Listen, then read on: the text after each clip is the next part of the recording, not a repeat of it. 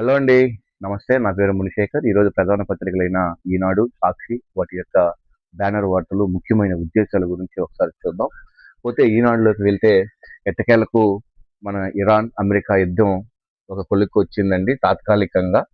దాని గురించి ఒక బ్యానర్ వార్త వేశారు. మద్యం కుంభకోణం గురించి ఒకటి ఉంది. రఘురామకృష్ణరాజు కస్టోడియల్ టార్చర్ గురించి ఉంది. పారిశ్రామిక అభివృద్ధుల గురించి వాటి గురించి రాశారు. సో ఈనాడులో ఏమున్నాయో ఒకసారి చూద్దాం. ఎట్టకేలకు సంతకాలయ్యాయి. అమెరికా, ఇరాన్ ఎంయుఓలపై ట్రంప్, షెజీషియాన్ అధికారిక ముద్ర. అమలు విధానాలపై స్విట్జర్లాండ్లో నేడు ప్రతినిధులు భేటీ. తెరుచుకోనున్నటువంటి హార్మోజ్ జలసంధి, నౌకల ప్రయాణం అంటూ ఒక బ్యానర్ వార్తని చూడొచ్చు. పోతే అమెరికా, ఇరాన్ యుద్ధం తాత్కాలికంగా ముగిసింది. రెండు దేశాల మధ్య అవగాహన ఒప్పందం అధికారిక లాంఛనం పూర్తయింది. బుధవారం ఎంయుఓలపై అమెరికా అధ్యక్షుడు డొనాల్డ్ ట్రంప్, ఇరాన్ అధ్యక్షుడు చెజీషియాన్ సంతకాలు చేశారు. మధ్యవర్తిగా వ్యవహరిస్తున్నటువంటి పాకిస్తాన్ తరఫున ఆ దేశ ప్రధాని షెజియాన్ హరీష్ ను గురువారం సంతకం చేశారు.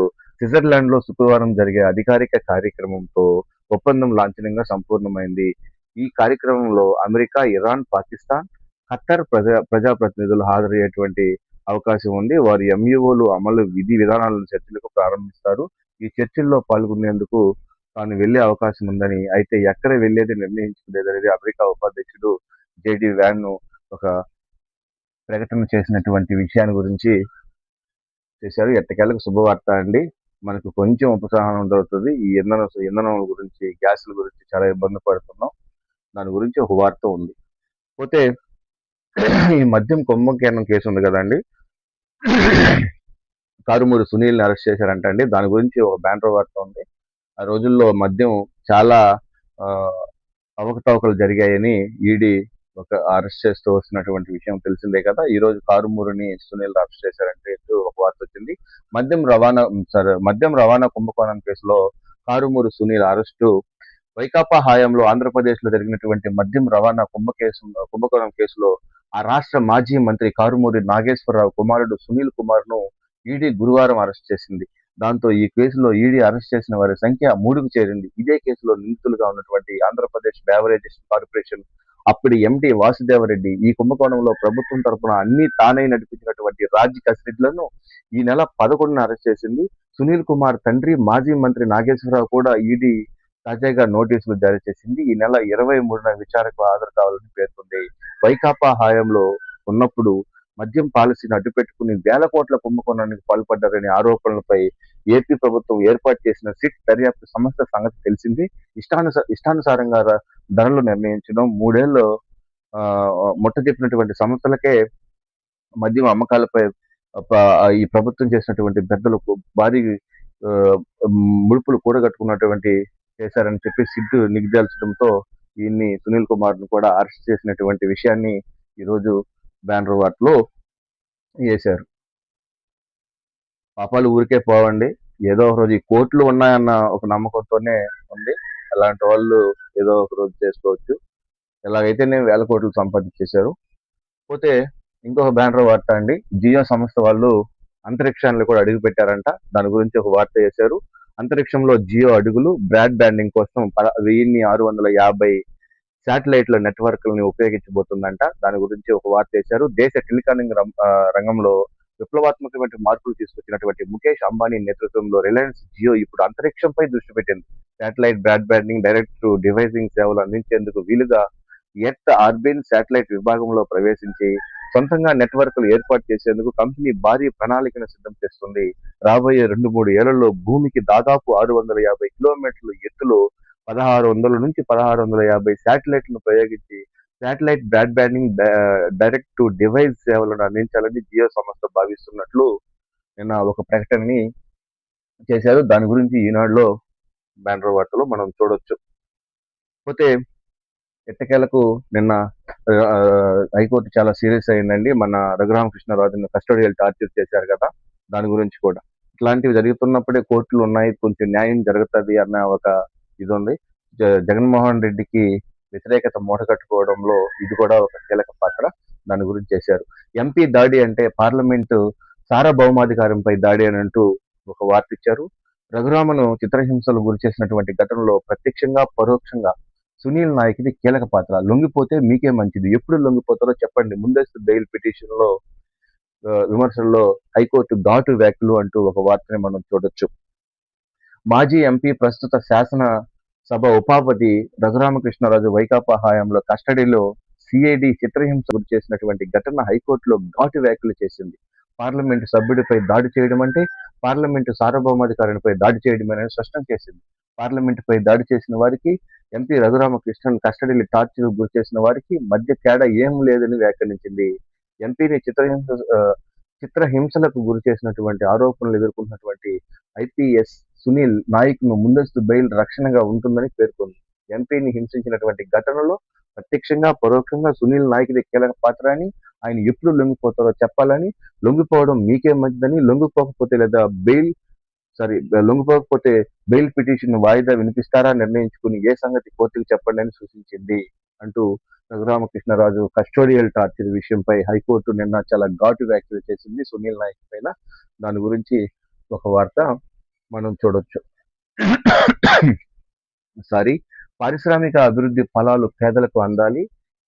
ఇథనాల్, సెమీ కండక్టర్ల పరిశ్రమలకు ప్రోత్సాహం.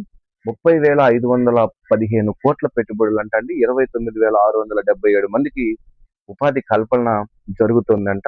దాని గురించి మన ముఖ్యమంత్రి సీఎం చంద్రబాబు నాయుడు గారు మాట్లాడినటువంటి విషయాన్ని గురించి బ్యానర్ వార్తగా చేశారు. రాష్ట్రంలో 30,511 కోట్ల పెట్టుబడులు పెట్టేందుకు వివిధ సంస్థలకు రాష్ట్ర ప్రభుత్వం అనుమతి ఇచ్చింది.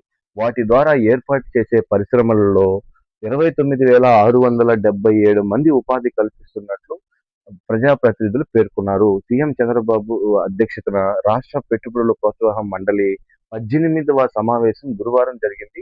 50 సంస్థల పెట్టుబడుల ప్రజాప్రతినిధులు పరిశీలించినటువంటి ఆమోదించింది. సీఎం మాట్లాడుతూ పారిశ్రామిక అభివృద్ధి ఫలాలు పేద, మధ్యతరగతి ప్రజలకు అందించేందుకు వీలుగా పారిశ్రామిక ఎకో సిస్టమ్‌ని రూపొందించాలి. సామాన్యులు, కంపెనీలు స్థాపించే అవకాశం కల్పించేలా చర్యలు తీసుకోవాలి. స్టార్టప్లను ప్రోత్సహించేందుకు రతన్ టాటా ఇన్నోవేషన్ హబ్ సేవలను వినియోగించుకోవాలి. పరిశ్రమలు, ప్రాజెక్టులో వస్తున్నటువంటి మార్పులకు అనుగుణంగా కరిక్యులం ఉండాలి.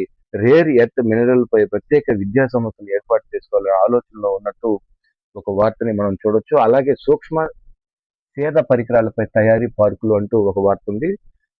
సేద్య పరిశ్రమలకు పార్కులు ఏర్పాటు చేసి చర్యలు తీసుకోవాలి. భవిష్యత్తులో ఉద్యాన, పోరీ కల్పనలకు అద్భుతమైన అవకాశాలు ఉన్నాయి. వాటిని సూక్ష్మ సేద్య పరికరాలకు అవసరం. శ్రీ సత్యసాయి జిల్లా పుట్టపర్తి 5వ జనరల్ ఫెడరేషన్ తయారీ టెస్టింగ్ వేసి కేంద్రం వేసినటువంటి గ్రౌండ్ చేయాలి అంటూ చంద్రబాబు నాయుడు గారు మాట్లాడినటువంటి విషయాన్ని గురించి ఇక్కడ చాలా కూలంకషంగా రాశారు. 30,505 కోట్ల పెట్టుబడులు అంటండి. 29,000 అయింది. అందుకని చెప్పి మనం దీంట్లో చేసుకుంటున్నాం. రికార్డింగ్ మొబైల్ ద్వారా చేసుకుంటున్నాం.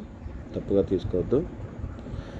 పోతే జూన్ 3 కల్లా గ్రీనింగ్ సొసైటీ అని పవన్ కళ్యాణ్ గారు మాట్లాడినటువంటి విధానం గురించి వేశారు. ప్రతి పంచాయతీలో గ్రీన్ సొసైటీ గురించి చేయాలి అని చెప్పి పవన్ కళ్యాణ్ గారు, ఒక నర్సరీ ఉండాలి, ప్రతి పంచాయతీలో ఒక నర్సరీ ఉండాలి, అటవీ శాఖ సమీక్షలో ఉప ముఖ్యమంత్రి పవన్ కళ్యాణ్ అంటూ ఒక వార్తని మనం చూడొచ్చు. రాష్ట్ర భౌగోళిక విస్తీర్ణలో 50% మేర పచ్చదనం పెంచడమే లక్ష్యంగా ప్రతిపాదించినటువంటి గ్రీనింగ్ సొసైటీ ఏర్పాటు ప్రక్రియ జూన్ 3వ తేదీ కల్లా పూర్తి చేయాలని ఉప ముఖ్యమంత్రి పవన్ కళ్యాణ్ సూచించినటువంటి విషయాన్ని గురించి ఇక్కడ మనం బ్యానర్ వార్తలో చూశారు. దాని గురించి ఒక వార్త ఉంది. పోతే పొగాకు రైతులకు కిలో 200 తక్కువ చూడాలని చెప్పి సీఎం చంద్రబాబు నాయుడు గారు మాట్లాడినటువంటి విషయాల గురించి చూడొచ్చు. ఆక్వా కిలోకు ₹4 తగ్గింపు అంటూ ఒక బ్యానర్ వార్తని మనం చూడొచ్చండి. సెకండ్ పేజీలోకి వెళ్దాం. సెకండ్ పేజీలో మొత్తం అడ్వర్టైజ్మెంట్తో నింపేశారు. థర్డ్ పేజీ కూడా అడ్వర్టైజ్మెంట్తో నింపేశారండి.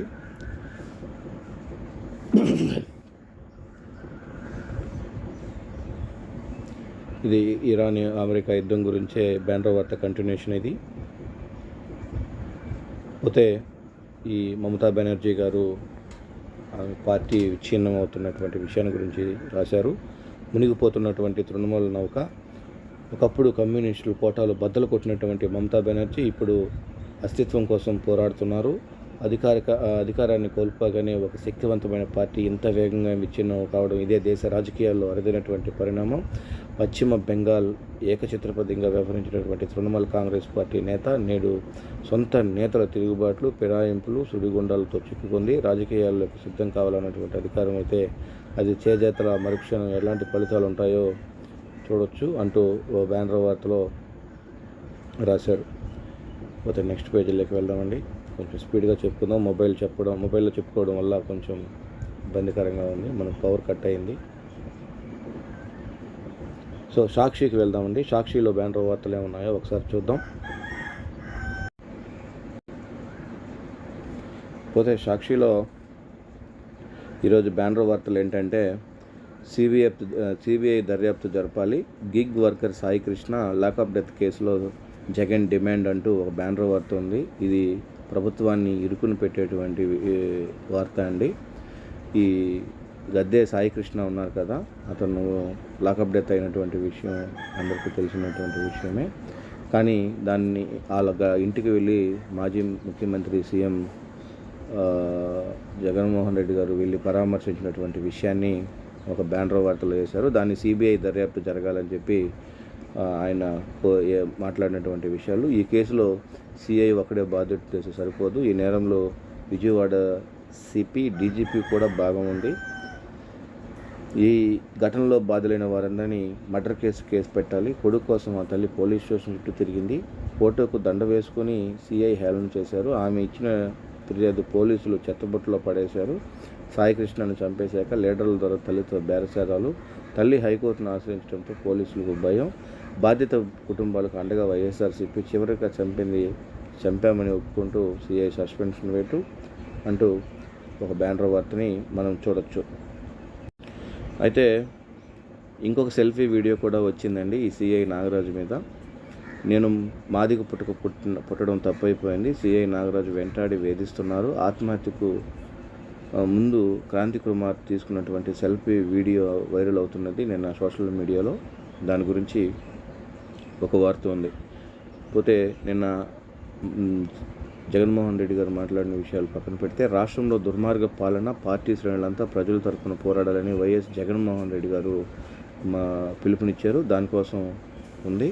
అన్ని వర్గాలు మోసం చేసినటువంటి చంద్రబాబు ప్రభుత్వం. అందుకే అందరిలోనూ తీవ్ర అసంతృప్తి. బాబు మోసాలపై ప్రశ్నించే దొంగ కేసులు, దొంగ సాక్ష్యాలు, వేధింపులు వచ్చే 2 ఏళ్లలో ఎంతో కీలకం. మీరంతా ప్రజలతో మమేకం అవ్వాలి. మీరు ప్రజల కోసం నిలబడండి. వారి కోసం కష్టపడి మీరందరూ బాధ్యత ఉంది. నేను స్వయంగా చూసుకుంటాను.